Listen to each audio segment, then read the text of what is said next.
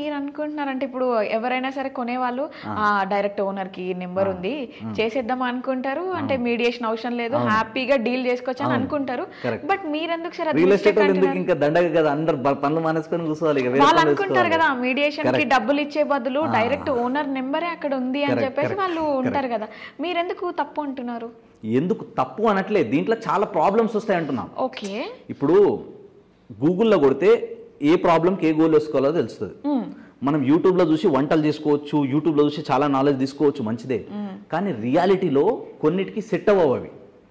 Even though నేను ఒక real estate expert 10 ఏళ్ల నుంచి మార్కెట్లో ఉన్న, నేనే 400 వీడియోలు ఉన్నాయి నా యూట్యూబ్లో. నేనే అన్ని విషయాలు చెప్పలే ఎప్పుడు, నేను చెప్పను కూడా. కొన్ని నాకు లిమిట్స్ ఉంటాయి, నాకు కొన్ని బౌండరీస్ ఉంటాయి, నేను అక్కడ వరకే చెప్తా, దాటి పోను. సో అట్లా డైరెక్ట్ ఓనర్ అన్నప్పుడు నీకు అక్కడ గ్రౌండ్ లెవెల్లో నాలెడ్జ్ ఏముందన్నది మీకు ఎట్లా తెలుస్తుంది? దాంట్లో ప్లస్ ఏముంది, మైనస్ ఏముంది, మంచిదా చెడ్డదా, కొనొచ్చా లేదా, అక్కడ ఏమైనా ప్రాబ్లం జరిగిందా, రేపు ఇది అమ్మేసుకొని ఆయన వెళ్ళిపోతారు. రాత్ గై bath guy Tum cone my cone అంటారు, బాద్ మే కోన్ ఫస్తే వాపే. ఎవరికి తలకాయ నొప్పులు వస్తాయి? ఏజెంట్లు అందరూ చాలా మంది భ్రమ. ఇంకోటి ఏం కల్పిస్తున్నారంటే కొందరు మార్కెట్లో రియల్ ఎస్టేట్ చేసే వాళ్ళందరూ దొంగలే. రియల్ ఎస్టేట్ చేసే వాళ్ళందరూ పైసల కోసమే పనిచేస్తారు. అఫ్ కోర్స్ మేము పైసల కోసమే పనిచేస్తాం, మేము సత్రం కాదు, మేము ఫ్రీ చేయం. కానీ మేము ఛార్జ్ చేసేదానికి వాల్యూ యాడ్ చేస్తాం. ఇప్పుడు మీరు ₹1,00,000 పెట్టి ఒక ప్రాపర్టీ కొంటున్నారు, ₹1,00,000 ఒక ఏజెంట్ కి కమిషన్ ఇవ్వాలంటే వెనక ముందు ఆలోచిస్తారు. ప్రాబ్లం అక్కడ. ₹1,00,000 ఇవ్వాలా అంటారు, మీరు ₹1,00,000 ఇస్తున్నామని మీరు ఆలోచిస్తున్నారు, ఒకసారి ₹1,00,000 ఇస్తారు. కానీ ఆ ₹1,00,000 సంపాదించడం కోసం ఏజెంట్ ఎన్ని రకాల కష్టాలు పడతాడో ఐ నో. ఎన్ని రకాల ఇబ్బందులు ఉంటాయి, ఎన్ని రకాల ఛాలెంజెస్ వస్తాయి, ఎంత కాంపిటీషన్ ఉంటుంది, ఎంత రీసెర్చ్ ఉంటుంది, ఎన్ని ఛాలెంజెస్ వస్తాయి. రేపు ఏమైనా జరిగితే ఎవరిని పట్టుకుంటారు మీరు? అవునా, ఏజెంట్ నువ్వు ₹1,00,000 తిన్నావు అంటే మాకు వచ్చి 1% ఇన్కమ్ ని చూస్తున్నారు. ఇంకోటి ఏంది, we are not selling chocolates biscuits, we are selling properties. It's future మీకు 10 తరాల పాటు we are building legacies. We are helping people to build legacies. Legacy build అవ్వడానికి, మీ ఫ్యూచర్ జనరేషన్ మిమ్మల్ని గొప్పగా గుర్తుపెట్టుకోవడానికి, మీ ₹1,00,000 కష్టపడి సంపాదించిందంతా సేఫ్ సెక్యూర్ ఉండడానికి ఒక ఏజెంట్ హెల్ప్ చేస్తున్నారు. ఎవరైనా కావచ్చు అది. నేను ఎప్పుడు ఇద్దరు సైడే మాట్లాడతా, ఒకటి కస్టమర్ సైడ్, ఒకటి ఏజెంట్ సైడ్. వాళ్ళు బాగుండాలని ఫస్ట్ కోరుకుంటాను నేను, తర్వాత నీ కంపెనీస్, తర్వాత ఇంకోటి. ఎప్పుడైనా కానీ మనం ఒక ప్రాపర్టీ కొనేటప్పుడు ఒక సపోర్ట్ సలహా లేకపోతే దాంట్లో చాలా రకాల ప్రాబ్లమ్స్ వస్తాయి. అందుకనే ఎప్పుడైనా కానీ ఒక ఏజెంట్ త్రూ, ఒక డాక్టర్ త్రూయే మనం ఇన్ఫర్మేషన్ తెలుసుకోవాలి. ఒక లాయర్ని కన్సల్ట్ అవుతే ఫీజు ఇస్తారు, డాక్టర్ని కన్సల్ట్ అయితే ఫీజు ఇస్తారు. వీళ్ళ దగ్గర హైలైట్ ఏంటంటే వీళ్ళు పైసలు లేకుండా కన్సల్టేషన్ ఇయ్యరు. కానీ రియల్ ఎస్టేట్లో కూడా చాలా మంది ఏజెంట్ కూడా చేసే మిస్టేక్ ఏంటంటే free. Sanjay Nayak never do any free services. 8 సంవత్సరాలు చేసి అలసిపోయినా నేను. ఇక మీద నుంచి నేను చేయొద్దని డిసైడ్ అయినా. ఎందుకు ఫ్రీగా సర్వీస్ చేయొద్దు అంటే, మన దగ్గర వచ్చే అన్లిమిటెడ్ లీడ్స్ వచ్చినప్పుడు మనం దాంట్లో క్వాలిటీ లీడ్ని ఫైండ్ అవుట్ చేయలేము. సో మా మెంటర్ నాకు ఏం నేర్పించిందంటే, అందరికి టైం ఇస్తూ పోతే నువ్వు డబ్బు ఎప్పుడు సంపాదిస్తావు, అందరికి టైం ఇస్తూ పోతే నువ్వు ఎవరు జెన్యూన్ కస్టమర్ అని నీకు ఎట్లా తెలుస్తుంది. సో ఎప్పుడైనా కానీ జెన్యూన్ కస్టమర్ని ఫిల్టర్ చేయాలి. ఈవెన్ దో సోషల్ మీడియాలో కూడా ఇప్పుడు ఏమైంది, మీరు any social media ads run చేసేటప్పుడు కూడా క్వాలిటీ ఆఫ్ లీడ్ని ఫిల్టర్ చేయడానికి చాలా ఆప్షన్స్ వచ్చినాయి. Are you interested to buy కానీ, లేదా are you ready to move, ఇప్పుడే 15 రోజులు కొంటావా, నెలకు కొంటావా, 3 నెలలకు కొంటావా, మీ బడ్జెట్ ఎంత, ఇవన్నీ ఫిల్టర్ చేయడానికి ఆప్షన్స్ ఉన్నాయి. ఎందుకు, ఈవెన్ దో సోషల్ మీడియా కూడా తెలుసు అందరూ క్వాలిటీ లేని లీడ్స్ వస్తే పనికిరావు. సో క్వాలిటీ లీడ్స్ రావాలంటే ఖచ్చితంగా ఏం చేయాలి, ఫిల్టర్ చేసి తీసుకురావాలి. అట్లా కస్టమర్లను కూడా ఫిల్టర్ చేయాలి. కొందరు వస్తారు ఫ్రీగా, కొందరు ఏంటంటే ఫ్రీగా విడివిడి జ్ఞానం ఇస్తారు. మేము అట్లా ఇయ్యం. రేపు ఏమైనా జరిగితే, నేను చాలాసార్లు వీడియోలలో కూడా చెప్పిన, నేను ఒక సజెషన్ ఇచ్చిన తర్వాత నువ్వు ఫాలో అయ్యి నీకు మంచి జరగకపోతే అప్పుడు నేను రెస్పాన్సిబుల్ దానికి. ఇప్పుడు ఇంత ఖర్చు పెట్టి ఇంత ప్లానింగ్ చేసుకొని నా ఫేస్ అడ్డం పెట్టినప్పుడు నేను రూపాయి ఛార్జ్ చేయడం తప్పేముంది? అందరు చేయరు ఇట్లా. 1 or 2% చేసే వల్ల వీళ్ళకి ఏదో ప్రాబ్లం జరుగుతుంది, వీళ్ళు వచ్చి ఇగో మాకు ఇట్లా మోసం జరిగింది, అన్యాయం జరిగిందని టీవీలో చూడంగానే చాలా మంది జనాలు ఏమనుకుంటారు అంటే అదే నిజం అనుకుంటారు. ఇదొకటి. కాబట్టి ఎప్పుడైనా కానీ ఒక రియల్ ఎస్టేట్ ఎక్స్పర్ట్ కానీ, రియల్ ఎస్టేట్లో మంచి అనుభవం ఉన్న వాళ్ళు, గ్రౌండ్ లెవెల్లో రియాలిటీ తెలిసిన వాళ్ళ త్రూ మాత్రమే కొనాలి. ఆ నాలెడ్జ్ తీసుకుంటేనే బాగుంటుంది. మీరు ఏదన్నా వేరే ప్రాపర్టీ ఎట్లన్నా కొనండి, మీ ఇష్టం అది. కానీ యాడ్లు చూసినంత మాత్రాన, హోర్డింగ్లు చూసినంత మాత్రాన, అడ్వర్టైజ్మెంట్ చూసినంత మాత్రాన, మినీ ఆర్చరీలు చూసినంత మాత్రాన, విఎఫ్ఎక్స్లు చూసినంత మాత్రాన, మీరు చూడండి హైదరాబాద్లో వచ్చే ప్రాబ్లమ్స్లో ఇవే ఎక్కువ ఉంటాయి. ఎందుకు అంటే రీజన్ అదే. ఏజెంట్లతో మాకేం సంబంధం, ఏజెంట్ల కమిషన్ ఎందుకు ఇవ్వాలంటే మీకు తెలియదు గ్రౌండ్ లెవెల్లో ఎన్ని రకాల ప్రాబ్లమ్స్ వస్తాయో. I know. రిజిస్ట్రేషన్ ఆఫీస్ దగ్గర నెత్తి నోరు కొట్టుకునేటోళ్ళు మస్తు మందిని చూసినాం మేము. మినియేచర్స్ ఇప్పుడు చాలా ఇంపార్టెంట్ రోల్ ప్లే చేస్తున్నాయి సార్. అంటే వాళ్ళు ముందుగానే మేము ఉండబోయేది ఎలా ఉంటుంది అని చూసి ఇంట్రెస్ట్ రావాలి వాళ్ళకి అని చెప్పేసి ఈ బిల్డర్స్ కూడా వీటిని ఎరవేస్తున్నారు అనుకోవచ్చు కదా. ఒకటి చూపించడంలో, ప్రమోట్ చేయడంలో, పబ్లిసిటీ చేయడంలో తప్పులేదు. I'm not against to that. Even though మేమేనట్లు చేస్తాం, చూపిస్తాం ఇలా ఉండబోతుందని తెలిస్తేనే కదా మీకు విజన్ అర్థమవుతుంది. అది ఉండాలి. కానీ ఏం వర్క్ స్టార్ట్ కాకముందే, ఏం లేకముందే, ఏం అప్రూవల్ రాకముందే గాల్లో మెడల్ కట్టడం అంటారు దీన్ని. అట్లా గట్టినే నమ్మకండి. అందుకనే అవి నిజమా కాదా, అక్కడంత పొటెన్షియల్ ఉందా లేదా, రేపటి రోజు ఏమైనా పొలిటికల్ గా ఛాలెంజెస్ వస్తాయా, గవర్నమెంట్ నుంచి ఏమైనా ఛాలెంజెస్ వస్తాయా, లేదా అక్కడ ల్యాండ్ నుంచి ఎవరైతే ల్యాండ్ లార్డ్ నుంచి ఏమైనా ఛాలెంజెస్ వస్తాయా, ఇవన్నీ మీకు ఎవరు చెప్తారు?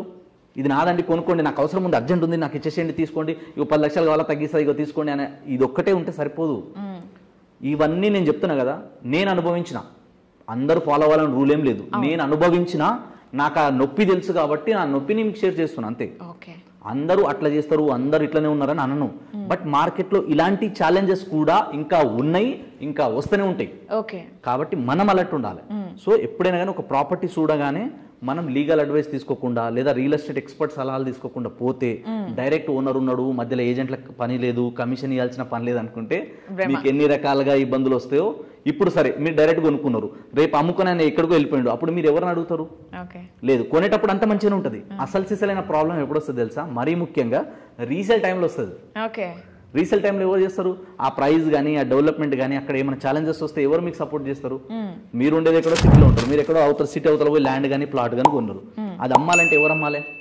ఒక ఏజెంట్ 6 సార్లు 6 టైమ్స్ సైట్ విజిట్ పెడితే ఒక సేల్ అవుతుంది. ఆ ట్రావెల్ బిల్లులు ఎవరు ఇవ్వాలి? మీరు 1,00,000 రూపాయలు క్యాలిక్యులేట్ చేసారు కదా, 50,000 ఇవ్వాలా, 1,00,000 రూపాయలు క్యాలిక్యులేషన్ చేసారు కదా. ఇప్పుడు నేను చెప్తా, 6 సైట్ విజిట్లు అయినాయి, 6 36,000 సైట్ విజిట్ ఓన్లీ ట్రావెల్ ఖర్చు. అది మరి ఫుడ్కి, వాళ్ళ మెయింటెనెన్స్కి, తీసుకోవడానికి, రావడానికి, లీగల్కి, అన్నిటికీ అవి ఎంత ఖర్చులు వస్తాయి? సో ఇవి కొందరు చూడరు, అందరు కాదు, అందరు చాలా మంచోళ్ళు. ఈ మధ్య నేను ఫోన్ చేసిన వాళ్ళ నా కన్సల్టేషన్ ఫీజు కొడతారు. కానీ కొందరు చేసిన మిస్టేక్కి ఈవెన్ నేను మార్కెట్లో ట్రైనింగ్లు ఇస్తుంటా చాలా రియల్ ఎస్టేట్ కంపెనీలకి. సో అక్కడ వచ్చే ఏజెంట్స్కి వచ్చే ప్రాబ్లమ్స్ వాళ్ళు ఫేస్ చేసినవి నాకు చెప్తూ ఉంటారు. కాబట్టి సార్ మీ వాయిస్తో ఇది జనాలకు తెలిస్తే బాగుంటుందని నాకు చెప్పిన విషయమే మీకు చెప్తున్నా.